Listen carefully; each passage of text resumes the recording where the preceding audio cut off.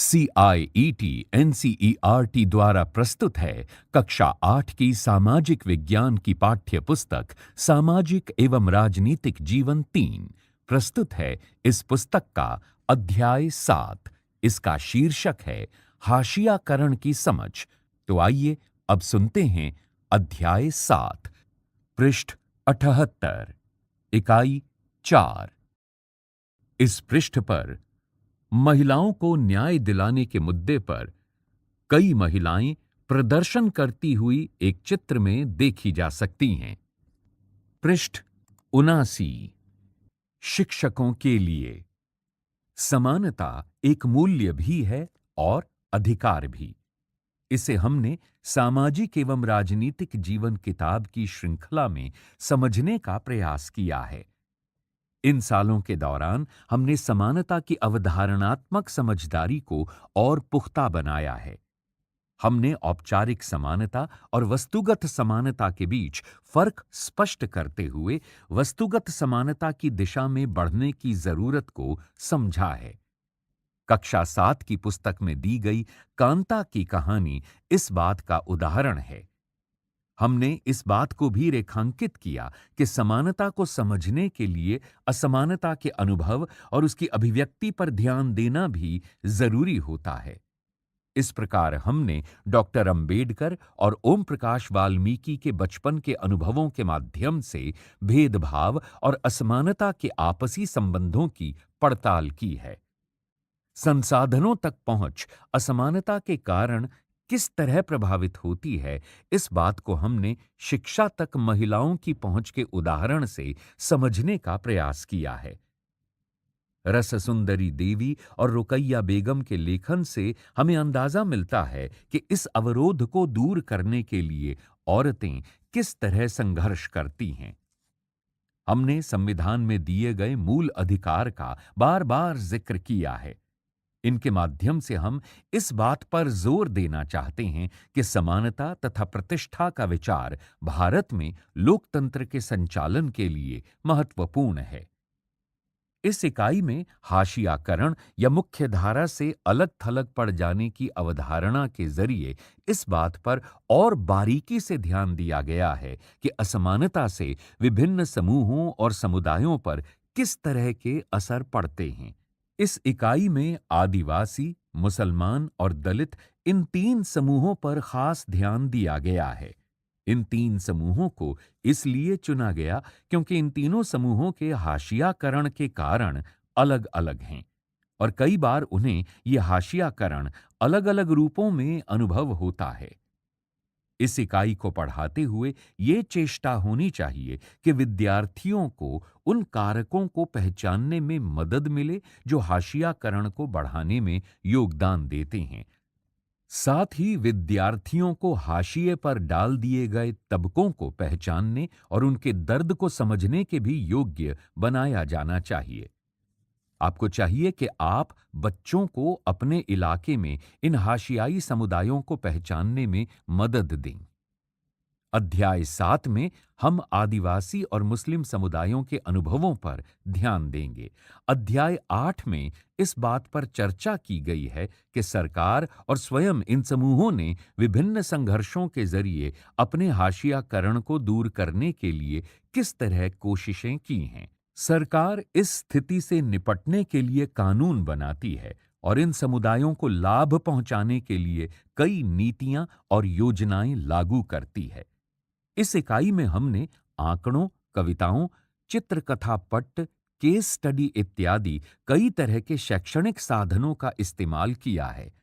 आदिवासी अपने जीवन में हाशियाकरण की प्रक्रियाओं को किस तरह महसूस करते हैं, इस पर चर्चा करने के लिए चित्रकथा पट्ट का इस्तेमाल करें। दलितों से संबंधित केस स्टडी के सहारे आप इस कानून की अहमियत पर चर्चा कर सकते हैं और ये देख सकते हैं कि इस कानून से मौलिक अधिकारों के प्रति संविधान की प्रतिबद्धता किस तरह प्रतिबिंबित होती है। मुस्लिम समुदाय की स्थिति को समझने के लिए हमने आंकड़ों, एक चिट्ठी और एक केस स्टडी का इस्तेमाल किया है जिनका कक्षा में विश्लेषण किया जा सकता है। इस इकाई में समाज विज्ञान और भाषा की पाठ्य पुस्तकों के बीच खिंची विभाजन रेखाओं को तोड़ने के लिए गीतों और कविताओं का इस्तेमाल किया गया है।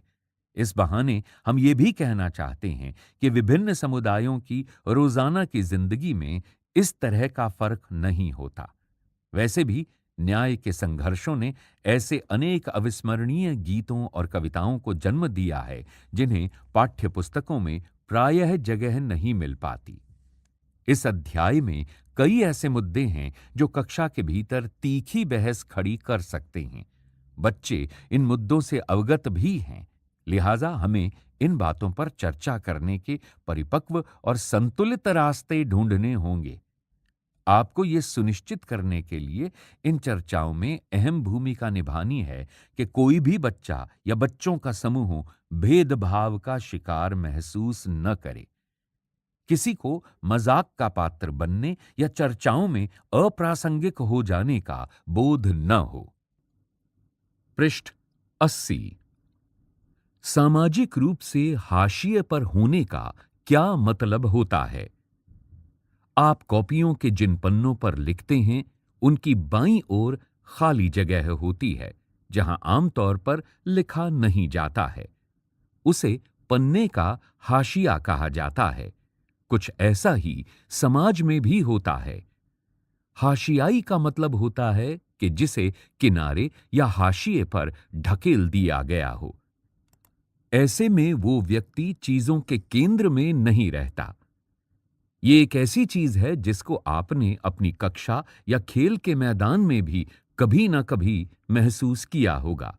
अगर आप अपनी कक्षा के ज्यादातर बच्चों जैसे नहीं हैं, यानी अगर संगीत या फिल्मों में आपकी रुचि अलग तरह की है, अगर आपका बोलने का ढंग औरों से अलग है, अगर आप औरों की तरह गपशप में ज्यादा मजा नहीं लेते, अगर आप वो खेल नहीं खेलते जो ज्यादातर बच्चे खेलना चाहते हैं, अगर आपका पहनावा अलग तरह का है, तो इस बात की गुंजाइश बढ़ जाएगी कि आपके संगी साथी आपको अपने बीच का या अपने बीच की नहीं मानेंगे। इस तरह आप अक्सर ये महसूस करते हैं कि आप औरों से अलग हैं। गोया आपकी कही बात, आपके एहसास, आपकी सोच और आपका व्यवहार सही नहीं है या औरों को पसंद नहीं है। कक्षा की तरह समाज में भी ऐसे समूह या समुदाय हो सकते हैं जिन्हें इस तरह की बेदखली का एहसास रहता है। उनके हाशियाकरण की वजह यह हो सकती है कि वे एक अलग भाषा बोलते हैं, अलग रीति रिवाज अपनाते हैं या बहुसंख्यक समुदाय के मुकाबले किसी दूसरे धर्म के हैं। वे अपनी गरीबी के कारण सामाजिक हैसियत में कमतर माने जाने की वजह से और शेष लोगों के मुकाबले कमतर मनुष्य के रूप में देखे जाने की वजह से खुद को हाशिए पर महसूस करते हैं। कई बार हाशियाई समूहों को लोग दुश्मनी और डर के भाव से भी देखते हैं। फासले और अलग थलग किए जाने का ये एहसास समुदायों को संसाधनों और मौकों का फायदा उठाने से रोक देता है। फलस्वरूप हाशियाई समुदाय अपने अधिकारों के लिए आवाज उठाने में चूक जाते हैं। उन्हें समाज के ऐसे ताकतवर और वर्चस्वशाली तबकों के मुकाबले शक्तिहीनता और पराजय का एहसास रहता है, जिनके पास जमीन है, धन दौलत है, जो ज्यादा पढ़े लिखे और राजनीतिक रूप से ज्यादा ताकतवर हैं। इसका मतलब यह है कि हाशियाकरण किसी एक ही दायरे में महसूस नहीं होता। आर्थिक, सामाजिक और राजनीतिक सभी दायरे समाज के कुछ तबकों को हाशियाई महसूस करने के लिए विवश करते हैं। इस अध्याय में आप दो ऐसे समुदायों के बारे में पढ़ेंगे जिन्हें आज भारत में सामाजिक रूप से हाशिए पर माना जाता है। पृष्ठ 81। इस पृष्ठ पर बाईं ओर सबसे ऊपर नीले रंग के अक्षरों में लिखा गया है आदिवासी और हाशियाकरण। इस पृष्ठ पर चित्रों के माध्यम से आदिवासियों के बारे में जानकारी दी गई है। बाईं ओर सबसे ऊपर जो चित्र दिखाया गया है उसमें सबसे ऊपर लिखा है दिल्ली में एक आदिवासी परिवार। उसके नीचे लिखा है सोमा और हेलेन अपने दादाजी के साथ बैठकर टेलीविजन पर गणतंत्र दिवस की परेड देख रही हैं। परेड देखते हुए सोमा कहती है, अरे देखो, आदिवासियों की नाव। हेलेन कहती है, दादू, वे आदिवासियों को हमेशा नाचते गाते ही क्यों दिखाते हैं? दाईं ओर इसके बगल वाले चित्र में दादू, सोमा और हेलेन चाय पीते हुए आपस में बातचीत करते हुए दिखाए गए हैं। सोमा कहती है, हां, क्या हमारे बारे में वो और कुछ भी नहीं जानते?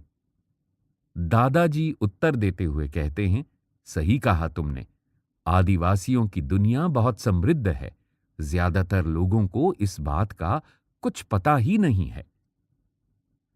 इस पृष्ठ पर बीच में बाईं ओर दादाजी का चित्र दिखाया गया है। दादाजी कह रहे हैं, जब मैं तुम्हारी उम्र का था तो उड़ीसा में हमारा गांव बहुत खूबसूरत हुआ करता था। हमें अपनी जरूरत की सारी चीजें अपनी जमीन और जंगलों से मिल जाती थीं। हम भी अपनी धरती, जंगलों और नदियों की बहुत कदर करते थे। इसके बगल वाले चित्र में दादाजी कहते हुए देखे जा सकते हैं, तभी अचानक हमें बताया गया कि ये जंगल हमारे नहीं हैं। वन विभाग के अफसरों और ठेकेदारों ने बहुत सारा जंगल साफ कर डाला। अगर हम जंगलों को बचाते तो वे हमारी पिटाई करते थे। हमें अदालत में घसीटा जाता था। वहां न तो हमें वकील मिलता था और न हम अपना मुकदमा खुद लड़ सकते थे। इस चित्र में जंगल कटाई का दृश्य भी दिखाया गया है। इस पृष्ठ पर बाईं ओर नीचे दिखाए गए चित्र में सोमा अपने दादाजी से प्रश्न पूछ रही है, तो फिर आपने अपनी जान कैसे बचाई? उत्तर देते हुए दादाजी कहते हैं, हम में से बहुत सारे लोगों को अपने घर बार छोड़ने पड़े। आसपास के कस्बों में जो काम धंधे समय समय पर मिल जाते, हम उन्हें करने लगे। इस चित्र में सड़क बनाने की गतिविधि भी दिखाई गई है। इसके बगल वाले चित्र में दादाजी चाय पीते हुए अपनी पोतियों से बात करते हुए दिखाए गए हैं। वे कहते हैं, फिर अफसर आए। उन्होंने कहा कि हमारी जमीन के नीचे लोहे के भंडार हैं। वे उसे निकालना चाहते थे। उन्होंने बड़े बड़े वादे किए। कहते थे कि अगर हम अपनी जमीन उन्हें बेच दें तो वे हमें नौकरी व पैसा देंगे। कुछ गांव वाले तो बहुत खुश हुए। कुछ को लगता था कि इससे हमारी जिंदगी तबाह हो जाएगी। कुछ ने तो कागजों पर अंगूठे के निशान भी लगा दिए। उन्हें पता ही नहीं था कि अंगूठे का निशान लगाकर वे अपनी जमीन बेच रहे हैं। मुट्ठी भर लोगों को उन्होंने छोटी मोटी नौकरी पर रख लिया, लेकिन ज्यादातर लोगों ने अपनी जमीनें नहीं बेची। इस चित्र में नीचे एक अफसर प्रसन्न मुद्रा में आदिवासी भूमि अधिग्रहण की फाइल को सभी को दिखाता हुआ नजर आ रहा है और बाकी आदिवासी लोग उसे आश्चर्यचकित होकर देख रहे हैं। पृष्ठ 82। इस पृष्ठ पर बाईं ओर सबसे ऊपर दादाजी अपनी बात कहते हुए नजर आ रहे हैं। वे कहते हैं, तब उन्होंने हमारे साथ मारपीट शुरू कर दी। वे हमें तरह तरह से धमकाने लगे। आखिरकार उन्होंने सबको अपने पुरखों की जमीन बेचने और छोड़ने के लिए मजबूर कर दिया। हमारी पूरी जीवन शैली का रातों रात नामो निशान गायब हो गया। इस चित्र में नीचे आदिवासियों के साथ मारपीट का दृश्य दिखाया गया है। इसके बगल वाले दृश्य में दादू अपनी बात कहते हुए नजर आ रहे हैं और उसके उत्तर में सोमा कहती है, ओ दादू, और हमारी जमीन उसका? उत्तर में दादू कहते हैं, 30 एकड़ जमीन के बदले ठेकेदार से हमें बस थोड़ा सा पैसा मिला। मैं अपने ज्यादातर दोस्तों से उसके बाद फिर कभी नहीं मिल पाया।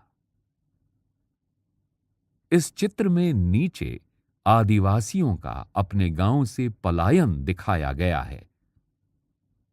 इस पृष्ठ पर बीच में बाईं ओर दादू अपनी बात कहते हुए नजर आ रहे हैं। वे कहते हैं, शहर में वो पैसे मुश्किल से थोड़े दिन चले। हमारे पास रोजी रोटी का कोई साधन नहीं बचा था। हम सब किराए पर एक कमरे के मकान में रहने लगे। अपनी बेखौफ जिंदगी और उस खुले माहौल की हमें बहुत याद आती थी। इस चित्र में नीचे गांव के दृश्य को फिर से दिखाया गया है। इसके बगल वाले दृश्य में दादू अपनी बात को कहते हुए दिखाए गए हैं। वे कहते हैं, कुछ साल बाद तुम्हारे पिताजी को दिल्ली में नौकरी मिल गई और हम यहां चले आए। वे बड़े कठिनाई भरे दिन थे, इसलिए तुम दोनों को भी हम कई साल तक स्कूल नहीं भेज पाए। इस चित्र में नीचे दिल्ली की कुतुब मीनार का दृश्य दिखाया गया है। उसके सामने दादू अपने पुत्र और पुत्रवधू के साथ चलते हुए नजर आ रहे हैं। इस पृष्ठ पर बाईं ओर सबसे नीचे टेलीविजन के सामने सोमा और हेलेन अपने दादू के साथ बैठे हुए दिखाई दे रहे हैं। दादू के हाथ में चाय का कप है। सोमा कहती है, मुझे स्कूल जाने से नफरत थी। हम पढ़ाई में इतने पीछे थे कि सारे बच्चे हमारा मजाक उड़ाते थे। हम घर में संथाली भाषा बोलते थे, इसलिए हिंदी में बात ही नहीं कर पाते थे। हेलेन कहती है, लेकिन अब हमारे कुछ दोस्त बन गए हैं। मैं थोड़ी बहुत अंग्रेजी भी बोल लेती हूं। इसके बगल वाले दृश्य में सोमा कहती है, काश मैं अपने दोस्तों को अपना गांव बर्बाद होने से पहले दिखा सकती। उसे उत्तर देते हुए दादू कहते हैं, तुम लोग अभी भी उन्हें अपने गांव के बारे में बता सकती हो। इससे वे काफी कुछ सीख सकते हैं।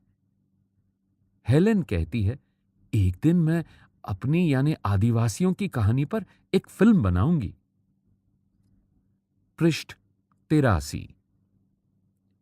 अभी आपने पढ़ा कि किस तरह दादू को उड़ीसा का अपना गांव छोड़ना पड़ा।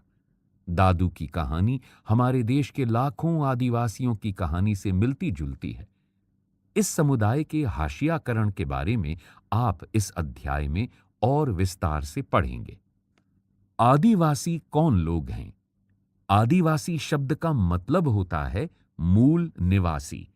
ये ऐसे समुदाय हैं जो जंगलों के साथ जीते आए हैं और आज भी उसी तरह जी रहे हैं। भारत की लगभग 8% आबादी आदिवासियों की है। देश के बहुत सारे महत्वपूर्ण खनन एवं औद्योगिक क्षेत्र आदिवासी इलाकों में हैं। जमशेदपुर, राउरकेला, बोकारो, भिलाई का नाम आपने सुना होगा। आदिवासियों की सारी आबादी एक जैसी नहीं है। भारत में 500 से ज्यादा तरह के आदिवासी समूह हैं। छत्तीसगढ़, झारखंड, मध्य प्रदेश, उड़ीसा, गुजरात, महाराष्ट्र, राजस्थान, आंध्र प्रदेश, पश्चिम बंगाल तथा उत्तर पूर्व के अरुणाचल प्रदेश, असम, मणिपुर, मेघालय, मिजोरम, नागालैंड एवं त्रिपुरा आदि राज्यों में आदिवासियों की संख्या काफी ज्यादा है। अकेले उड़ीसा में ही 60 से ज्यादा अलग-अलग जनजातीय समूह रहते हैं। आदिवासी समाज औरों से बिल्कुल अलग दिखाई देते हैं, क्योंकि उनके भीतर ऊंच नीच का फर्क बहुत कम होता है। इसी वजह से ये समुदाय जाति वर्ण पर आधारित समुदायों या राजाओं के शासन में रहने वाले समुदायों से बिल्कुल अलग होते हैं। आदिवासियों के बहुत सारे जनजातीय धर्म होते हैं। उनके धर्म इस्लाम, हिंदू, ईसाई आदि धर्मों से बिल्कुल अलग हैं। वे अक्सर अपने पुरखों की, गांव और प्रकृति की उपासना करते हैं। प्रकृति से जुड़ी आत्माओं में पर्वत, नदी, पशु आदि की आत्माएं हैं। वे विभिन्न स्थानों से जुड़ी होती हैं और इनका वहीं निवास माना जाता है। ग्राम आत्माओं की अक्सर गांव की सीमा के भीतर निर्धारित पवित्र लता कुंजों में पूजा की जाती है, जबकि पुरखों की उपासना घर में ही की जाती है। आदिवासी अपने आसपास के बौद्ध और ईसाई आदि धर्मों व शाक्त, वैष्णव, भक्ति आदि पंथों से भी प्रभावित होते रहे हैं। लेकिन ये भी सच है कि आदिवासियों के धर्मों का आसपास के साम्राज्यों में प्रचलित प्रभुत्वशाली धर्मों पर भी असर पड़ता रहा है। इस पृष्ठ पर बाईं ओर सबसे ऊपर नीले रंग के अक्षरों में आपको महत्वपूर्ण जानकारी दी गई है। लिखा गया है, कम से कम 3 कारण बताइए कि विभिन्न समूह हाशिए पर क्यों चले जाते हैं। इसके नीचे लिखा है, दादू को उड़ीसा का अपना गांव क्यों छोड़ना पड़ा। इस पृष्ठ पर बाईं ओर बीच में गुलाबी रंग के बक्सों में महत्वपूर्ण जानकारी दी गई है। ऊपर के बक्से में लिखा गया है, आदिवासियों को जनजाति भी कहा जाता है। इसके नीचे वाले गुलाबी रंग के बक्से में लिखा गया है, शायद आपने अनुसूचित जनजाति शब्द सुना होगा। सरकारी दस्तावेजों में आदिवासियों के लिए इसी शब्द का इस्तेमाल किया जाता है। आदिवासी समुदायों की एक सरकारी सूची भी बनाई गई है। अनुसूचित जनजातियों को कई बार अनुसूचित जातियों के साथ मिलाकर भी देखा जाता है। इस पृष्ठ पर बाईं ओर नीचे नीले रंग के अक्षरों में आपको महत्वपूर्ण जानकारी दी गई है। लिखा गया है, आपके शहर या गांव में कौन से समूह हाशिए पर हैं, चर्चा करें। क्या आप अपने राज्य के किसी जनजातीय समुदाय का नाम बता सकते हैं? वो समुदाय कौन सी भाषा बोलता है? क्या वे जंगलों के आसपास रहते हैं? क्या वे काम की तलाश में दूसरे इलाकों में जाते हैं? पृष्ठ 84। इस पृष्ठ पर बाईं ओर ऊपर 2 चित्र दिखाए गए हैं। इन दोनों चित्रों के नीचे लिखा गया है, ये परंपरागत पोशाकों में सजे धजे जनजातीय समुदायों की तस्वीरें हैं। आमतौर पर आदिवासियों को इन्हीं रूपों में पेश किया जाता है। इसके आधार पर हमें ये गलतफहमी हो जाती है कि आदिवासी रंग बिरंगे और पिछड़े लोग होते हैं। उड़ीसा का जगन्नाथ पंथ और बंगाल व असम की शक्ति एवं तांत्रिक परंपराएं इसी के उदाहरण हैं। 19वीं सदी में बहुत सारे आदिवासियों ने ईसाई धर्म अपनाया, जो आधुनिक आदिवासी इतिहास में एक महत्वपूर्ण धर्म बन गया है। आदिवासियों की अपनी भाषाएं रही हैं। उनमें से ज्यादातर संस्कृत से बिल्कुल अलग और संभवतः उतनी ही पुरानी हैं। इन भाषाओं ने बांग्ला जैसी मुख्यधारा की भारतीय भाषाओं को गहरे तौर पर प्रभावित किया है। इनमें संथाली बोलने वालों की संख्या सबसे ज्यादा है। उनकी अपनी पत्र पत्रिकाएं निकलती हैं। इंटरनेट पर भी उनकी पत्रिकाएं मौजूद हैं। आदिवासी और प्रचलित छवियां। हमारे देश में आदिवासियों को एक खास तरह से पेश किया जाता रहा है। स्कूलों के उत्सवों, सरकारी कार्यक्रमों या किताबों व फिल्मों में उन्हें सदा एक रूप में ही पेश किया जाता है। वे रंग बिरंगे कपड़े पहने, सिर पर मुकुट लगाए और हमेशा नाचते गाते दिखाई देते हैं। इसके अलावा हम उनकी जिंदगी की सच्चाइयों के बारे में बहुत कम जानते हैं। इसीलिए बहुत सारे लोग इस गलत फहमी का शिकार हो जाते हैं कि उनका जीवन बहुत आकर्षक, पुराने किस्म का और पिछड़ा हुआ है। आदिवासियों पर यह आरोप भी लगाया जाता है कि वे आगे नहीं बढ़ना चाहते। बहुत सारे लोग पहले ही मान लेते हैं कि वे बदलाव या नए विचारों से दूर रहना चाहते हैं। कक्षा 6 की किताब में आपने पढ़ा था कि खास समुदायों को बनी बनाई छवियों में देखते चले जाने की वजह से इस तरह के समुदायों के साथ अक्सर कितना भेदभाव होने लगता है।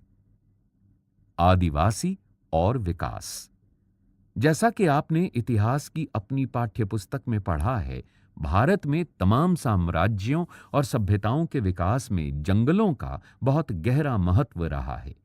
लोहे, तांबे, सोने व चांदी के अयस्क, कोयले और हीरे, कीमती इमारती लकड़ी, ज्यादातर जड़ी बूटियां और पशु उत्पाद जैसे मोम, लाख, शहद और स्वयं जानवर जैसे हाथी, जो कि शाही सेनाओं का मुख्य आधार रहा है, ये सभी जंगलों से ही मिलते हैं। इसके अलावा जीवन के आगे बढ़ते रहने में जंगल का बड़ा योगदान रहा है। इन्हीं जंगलों से बहुत सारी नदियों को लगातार पानी मिलता रहा है। अब समझ में आ रहा है कि ये जंगल हमारी हवा और पानी की उपलब्धता और गुणवत्ता को भी गहरे तौर पर प्रभावित करते हैं। पृष्ठ 85।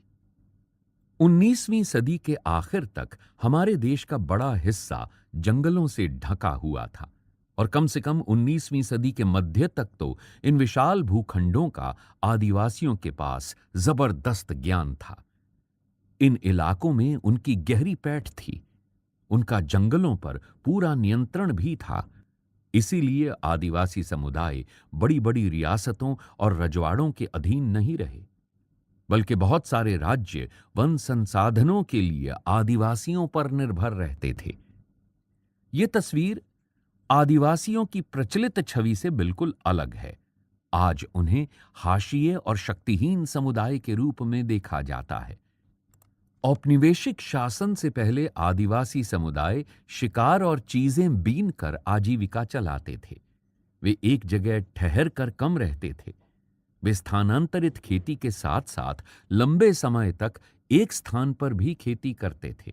हालांकि ये परंपराएं अभी भी कायम हैं, लेकिन पिछले 200 सालों में आए आर्थिक बदलावों, वन नीतियों और राज्य व निजी उद्योगों के राजनीतिक दबाव की वजह से इन लोगों को बागानों, निर्माण स्थलों, उद्योगों और घरों में नौकरी करने के लिए ढकेला जा रहा है। इतिहास में पहली बार ऐसा हो रहा है कि आज उनका वन क्षेत्रों पर कोई नियंत्रण नहीं है और न ही उन तक सीधी पहुंच है। इस पृष्ठ पर बाईं ओर नीचे पीले रंग के बक्से में महत्वपूर्ण जानकारी दी गई है। लिखा गया है, झारखंड और आसपास के इलाकों के आदिवासी 1830 के दशक से ही बहुत बड़ी संख्या में भारत और दुनिया के अन्य इलाकों जैसे मॉरिशस, कैरिबियन और यहां तक कि ऑस्ट्रेलिया में जाते रहे हैं। भारत का चाय उद्योग असम में उनके श्रम के बूते ही अपने पैरों पर खड़ा हो पाया है। आज अकेले असम में 70 लाख आदिवासी हैं। इस विस्थापन की कहानी भीषण कठिनाइयों, यातना, विरह और मौत की कहानी रही है। 19वीं सदी में ही इन पलायनों के कारण 5 लाख आदिवासी मौत के मुंह में जा चुके थे।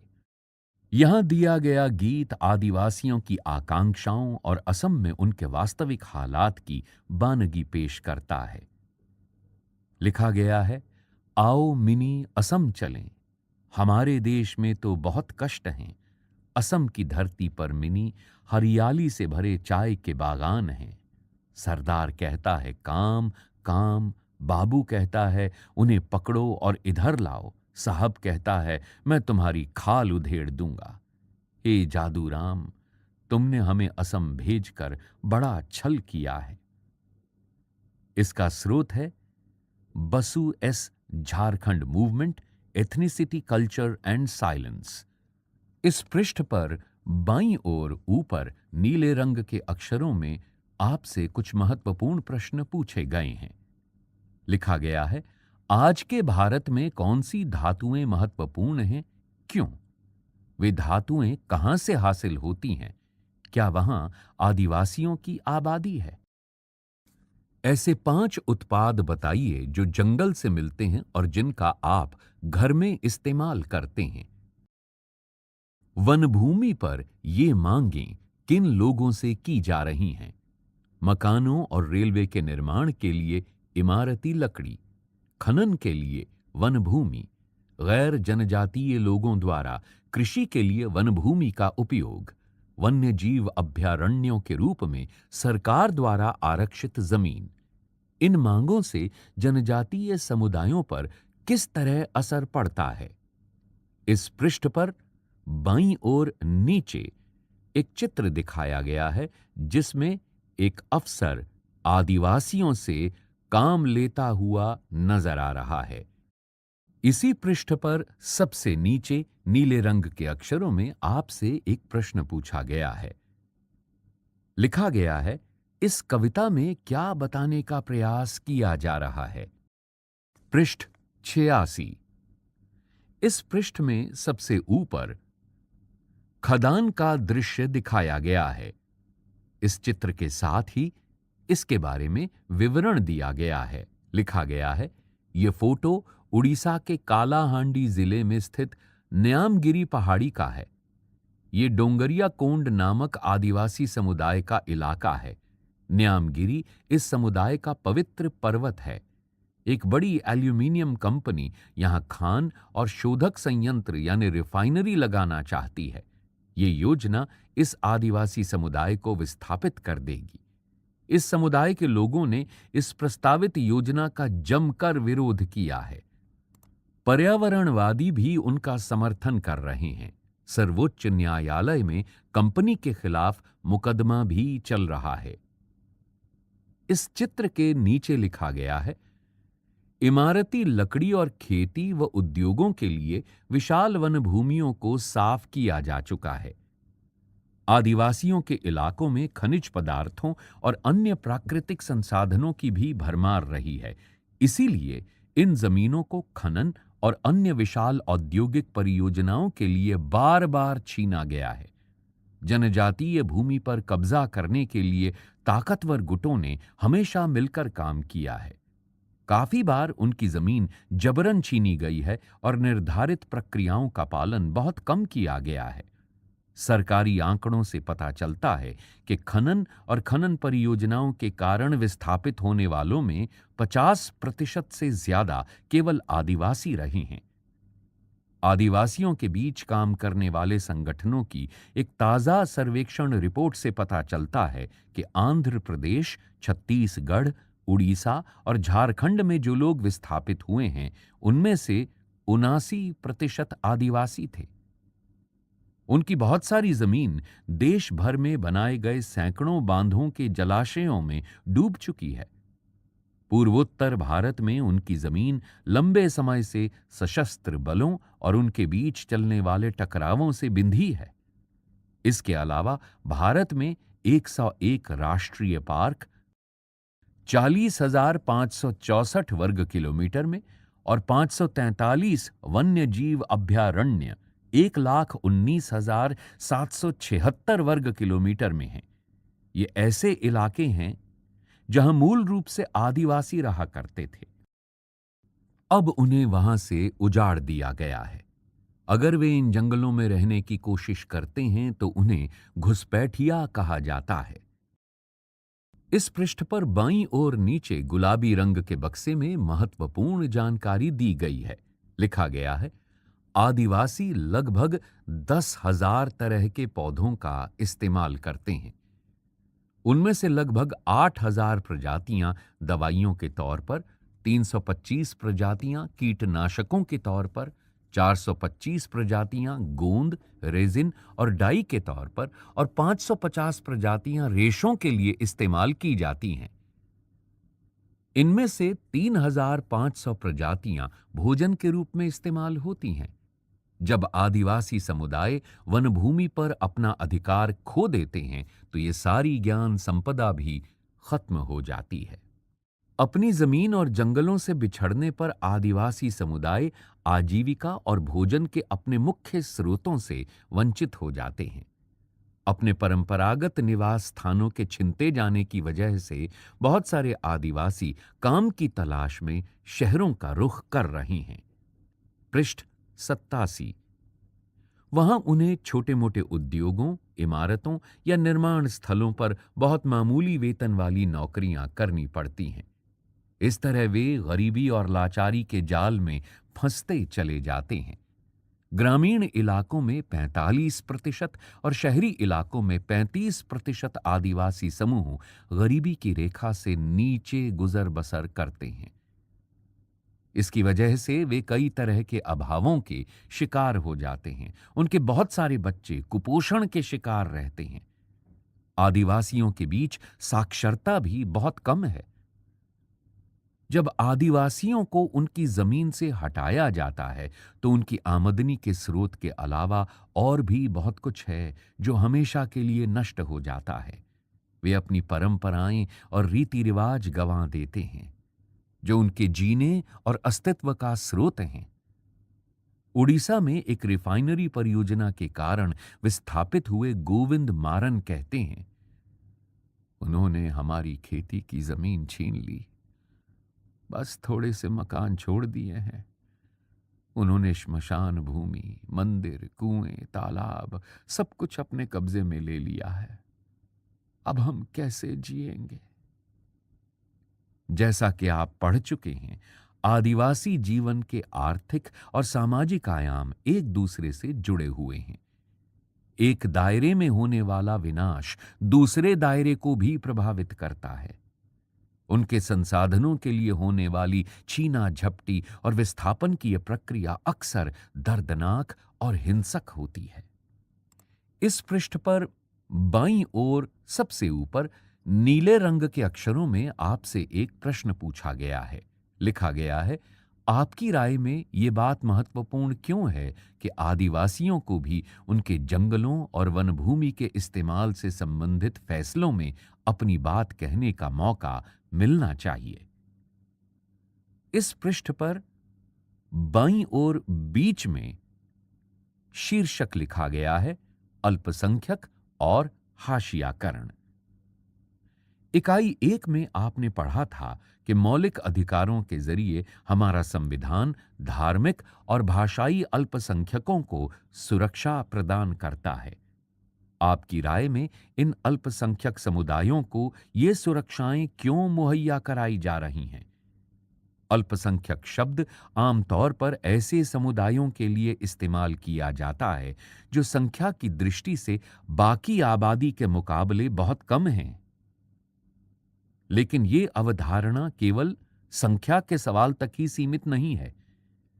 इसमें न केवल सत्ता और संसाधनों तक पहुंच जैसे मुद्दे जुड़े हुए हैं, बल्कि इसके सामाजिक व सांस्कृतिक आयाम भी होते हैं।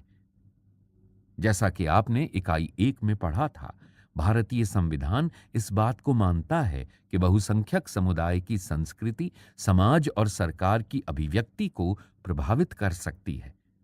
ऐसी सूरत में छोटा आकार घाटे की बात साबित हो सकती है और संभव है कि छोटे समुदाय हाशिए पर खिसकते चले जाएं। ऐसे में अल्पसंख्यक समुदायों को बहुसंख्यक समुदायों के सांस्कृतिक वर्चस्व की आशंका से बचाने के लिए सुरक्षात्मक प्रावधानों की जरूरत पड़ती है। पृष्ठ 88।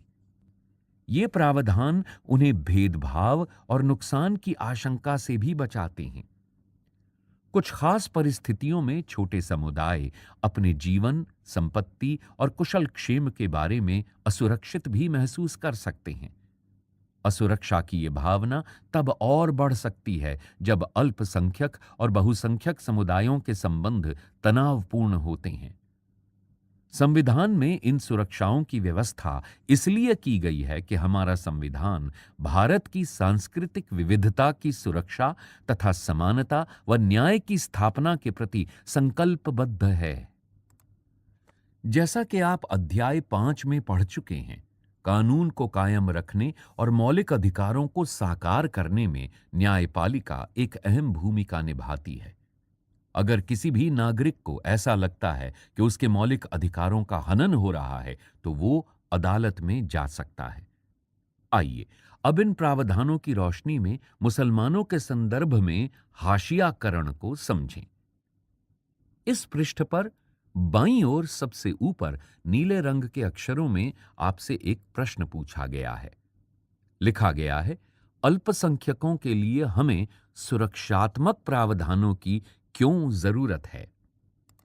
इस पृष्ठ पर दाईं ओर बीच में शीर्षक लिखा गया है, मुसलमान और हाशियाकरण।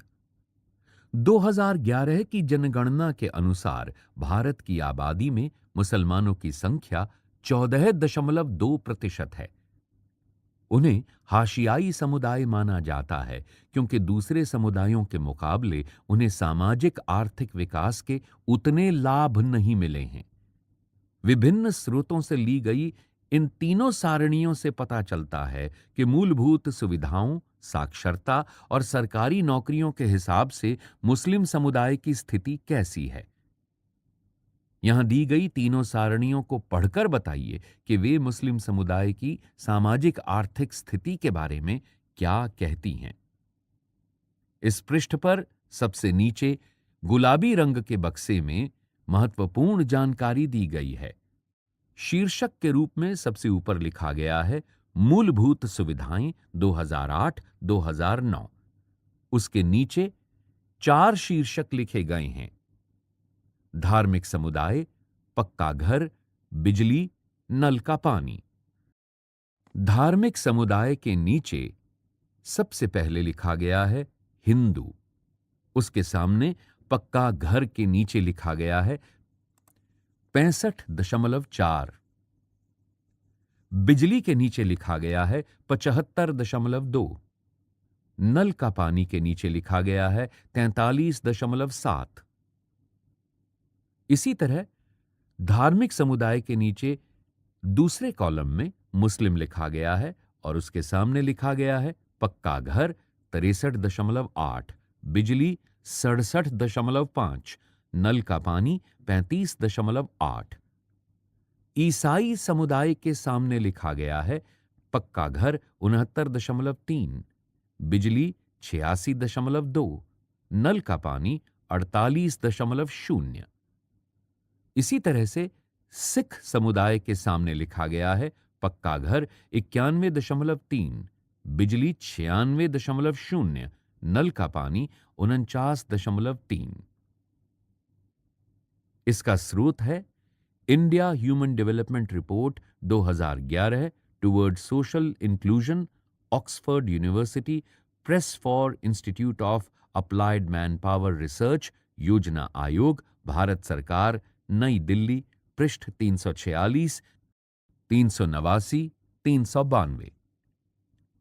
इस पृष्ठ पर सबसे नीचे गुलाबी रंग के अक्षरों में एक प्रश्न पूछा गया है। लिखा गया है, इनमें से कौन से समुदायों को मूलभूत सुविधाएं सबसे ज्यादा और सबसे कम उपलब्ध हैं?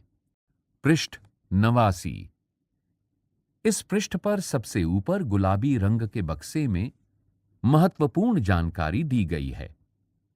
लिखा गया है 2, विभिन्न धर्मों में साक्षरता दर 2011%, कुल 74%, हिंदू 63%, मुस्लिम 57%, ईसाई 74%, सिख 67%, बौद्ध 71%, जैन 86%। स्रोत भारत की जनगणना 2011 है। इसके नीचे गुलाबी रंग के अक्षरों में एक प्रश्न पूछा गया है। लिखा गया है, किन समुदायों की साक्षरता दर सबसे ज्यादा और सबसे कम है? इसके नीचे एक और गुलाबी रंग के बक्से में महत्वपूर्ण जानकारी दी गई है। सबसे ऊपर लिखा गया है क्रमांक 3, सरकारी नौकरियों में मुसलमानों का प्रतिशत। शीर्षक आबादी। उसके नीचे लिखा गया है 13.5%। भारतीय प्रशासनिक सेवा अर्थात IAS 3%, भारतीय पुलिस सेवा IPS 4%, भारतीय विदेश सेवा IFS 1.8%, केंद्रीय सार्वजनिक क्षेत्रीय इकाइयां PSU 3.3%, राज्य स्तरीय PSU 10.8%, बैंक एवं रिजर्व बैंक 2.2%। स्रोत भारत में मुस्लिम समुदाय की सामाजिक, आर्थिक एवं शैक्षणिक स्थिति, प्रधानमंत्री की उच्च स्तरीय समिति की रिपोर्ट 2006। इस बक्से के नीचे गुलाबी रंग के अक्षरों में आपसे एक प्रश्न पूछा गया है। लिखा गया है, ये आंकड़े क्या बताते हैं? इस बात को ध्यान में रखते हुए कि मुसलमान विकास के विभिन्न संकेतकों पर पिछड़े हुए हैं, सरकार ने 2005 में एक उच्च स्तरीय समिति का गठन किया। न्यायमूर्ति राजेंद्र सच्चर की अध्यक्षता में बनाई गई इस समिति ने भारत में मुस्लिम समुदाय की सामाजिक, आर्थिक और शैक्षणिक स्थिति का जायजा लिया। रिपोर्ट में इस समुदाय के हाशियाकरण का विस्तार से अध्ययन किया गया है। समिति की रिपोर्ट से पता चलता है कि विभिन्न सामाजिक, आर्थिक एवं शैक्षणिक संकेतकों के हिसाब से मुसलमानों की स्थिति अनुसूचित जाति और अनुसूचित जनजाति जैसे अन्य हाशियाई समुदायों से मिलती जुलती है। उदाहरण के लिए 7 से 16 साल की उम्र के मुस्लिम बच्चे अन्य सामाजिक धार्मिक समुदायों के बच्चों के मुकाबले औसतन काफी कम साल तक ही स्कूली शिक्षा ले पाते हैं। पृष्ठ 56। इस पृष्ठ पर बाईं ओर नीचे नीले रंग के अक्षरों में महत्वपूर्ण जानकारी दी गई है। लिखा गया है, सच्चर समिति रिपोर्ट में दिए गए शिक्षा संबंधी आंकड़ों को पढ़िए। नीले रंग के बिंदु के सामने लिखा गया है, 6 से 14 साल की उम्र के 25% बच्चे या तो कभी स्कूल नहीं गए या स्कूल छोड़ चुके हैं। किसी भी सामाजिक धार्मिक समुदाय के मुकाबले ये संख्या बहुत बड़ी है। पृष्ठ 58। क्या आपको लगता है कि इस स्थिति से निपटने के लिए विशेष प्रावधान करना जरूरी है? इस पृष्ठ पर बाईं ओर नीचे इसी विषय पर बातचीत को आगे बढ़ाते हुए लिखा गया है, मुसलमानों के आर्थिक व सामाजिक हाशियाकरण के कई पहलू हैं। दूसरे अल्पसंख्यकों की तरह मुसलमानों के भी कई रीति रिवाज और व्यवहार मुख्य धारा के मुकाबले काफी अलग हैं। सब नहीं, लेकिन कुछ मुसलमानों में बुर्का, लंबी दाढ़ी और फैज टोपी का चलन दिखाई देता है। पृष्ठ 90।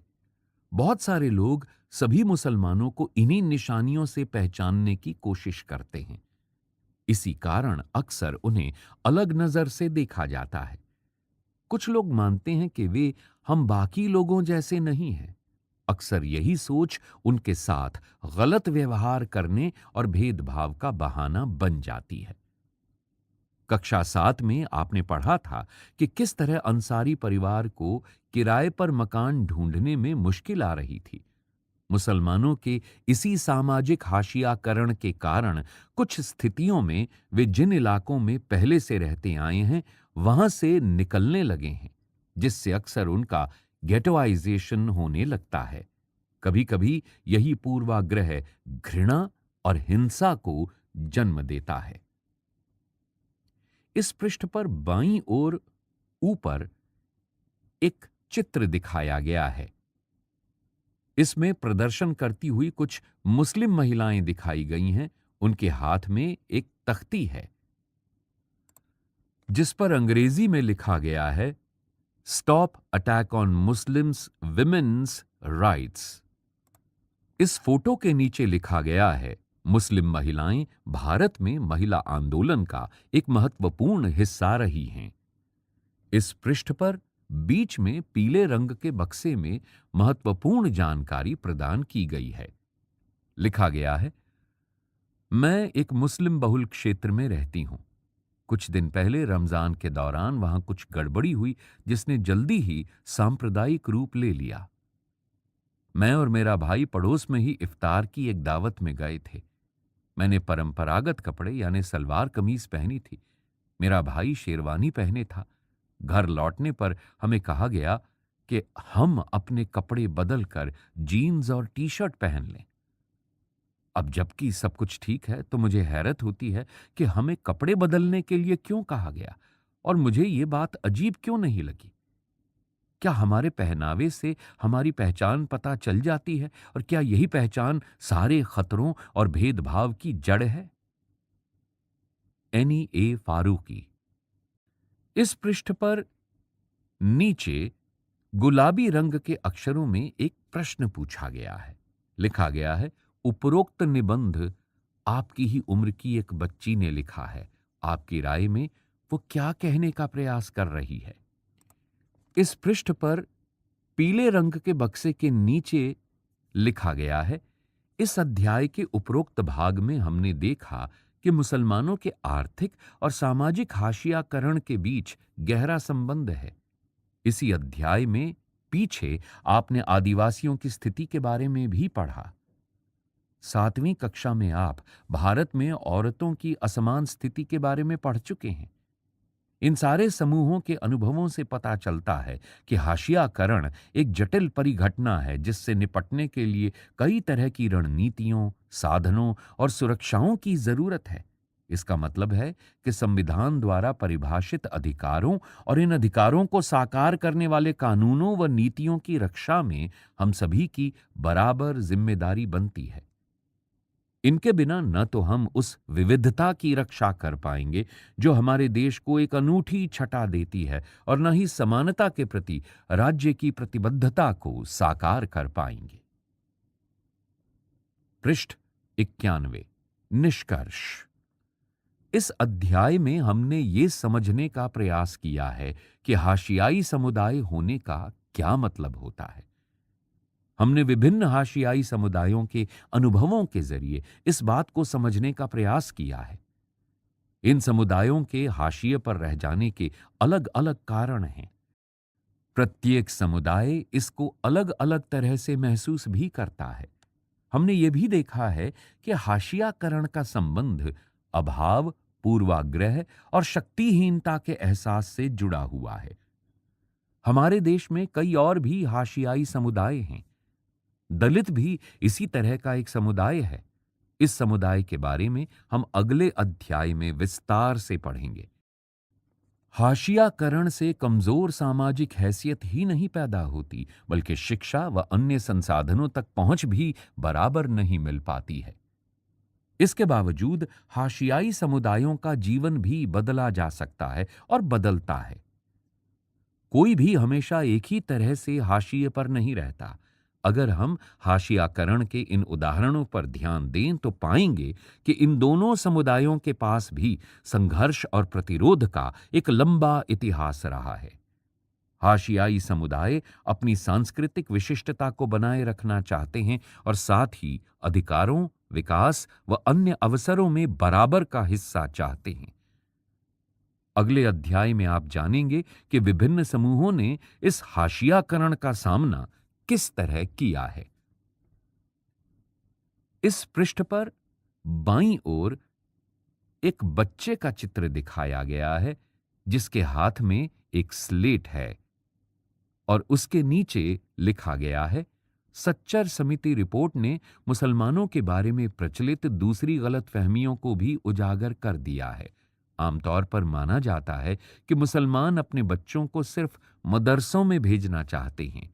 आंकड़ों से पता चलता है कि केवल 4% मुसलमान बच्चे मदरसों में जाते हैं। मुसलमानों के 66% बच्चे सरकारी और 30% बच्चे निजी स्कूलों में पढ़ रहे हैं। 92। अभ्यास 1। हाशियाकरण शब्द से आप क्या समझते हैं? अपने शब्दों में 2-3 वाक्य लिखिए। 2। आदिवासी लगातार हाशिए पर क्यों खिसकते जा रहे हैं? 2 कारण बताइए। 3। आप अल्पसंख्यक समुदायों की सुरक्षा के लिए संवैधानिक सुरक्षाओं को क्यों महत्वपूर्ण मानते हैं? इसका एक कारण बताइए। 4। अल्पसंख्यक और हाशियाकरण वाले हिस्से को दोबारा पढ़िए। अल्पसंख्यक शब्द से आप क्या समझते हैं?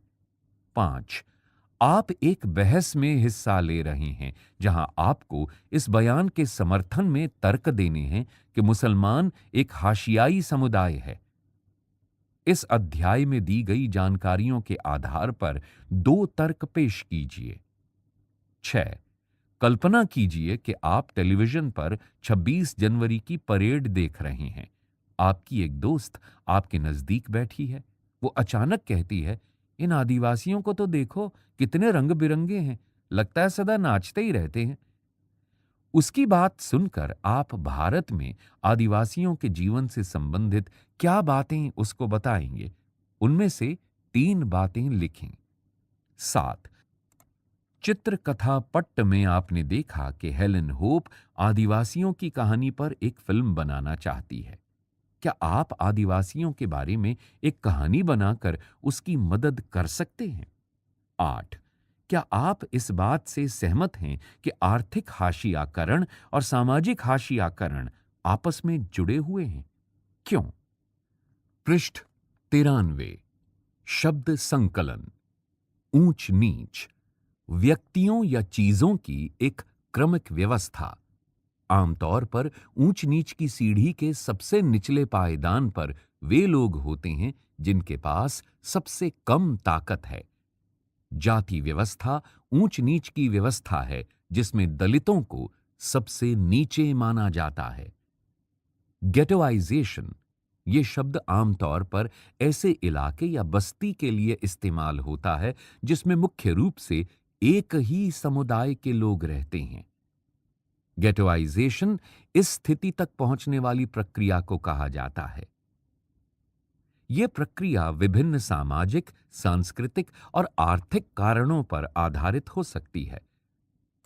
भय या दुश्मनी भी किसी समुदाय को एकजुट होने के लिए मजबूर कर सकती है, क्योंकि अपने समुदाय के लोगों के बीच रहने पर उन्हें ज्यादा राहत मिलती है। इस समुदाय के पास आमतौर पर वहां से निकल पाने के ज्यादा विकल्प नहीं होते हैं, जिसके कारण वो शेष समाज से कटता चला जाता है।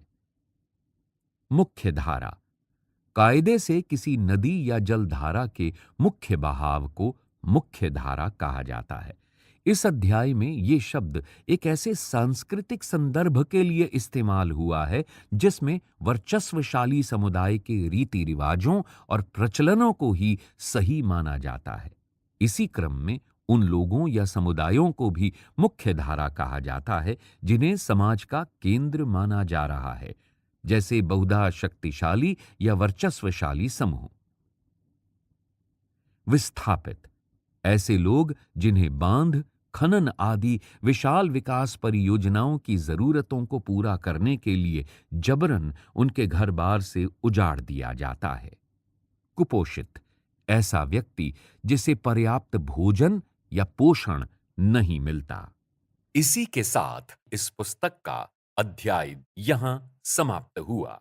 वाचन